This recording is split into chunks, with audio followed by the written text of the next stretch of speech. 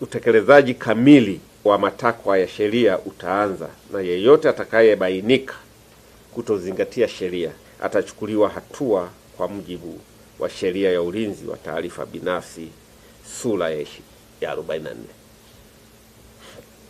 Kwa mujibu wa kifungu cha 60, 61 na 62 cha Sheria ya Ulinzi wa Taarifa Binafsi, hatua hizo zinajumuisha adhabu ya faini isiyopungua shilingi 100,000 na isiyozidi shilingi milioni 20 kwa mtu binafsi, au kifungo kisichozidi miaka 10, au vyote kwa pamoja.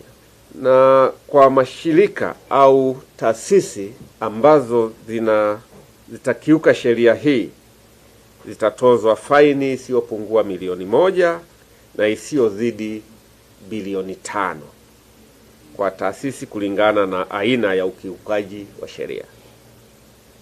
Kabla ya tarehe 8 Aprili 2026, taasisi zote zinatakiwa kuhakikisha kuwa zimetekeleza yafuatayo.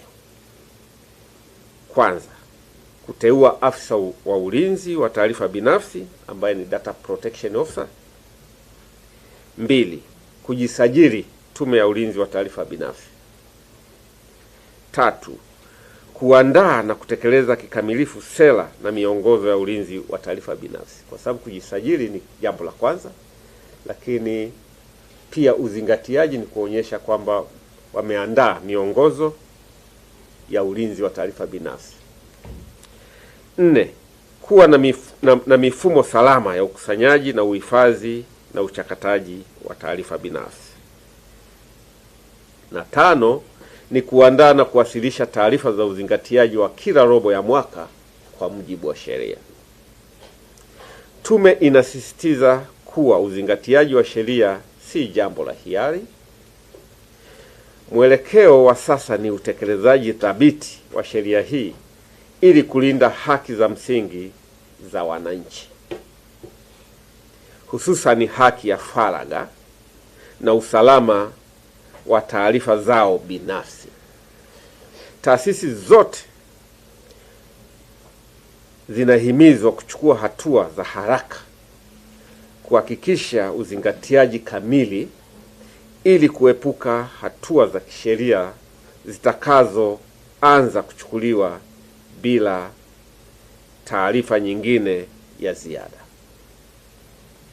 Usajili wa ukusanyaji na wachakataji wa unafanywa kupitia mfumo wa usajili na ushughulikiaji wa malalamiko, ambayo ni mfumo wetu wa RCMIS unaopatikana katika kiungo cha https://dataprotection.pdpc.go.tz au kupitia wavuti ya tume ya www.pdpc.go.tz.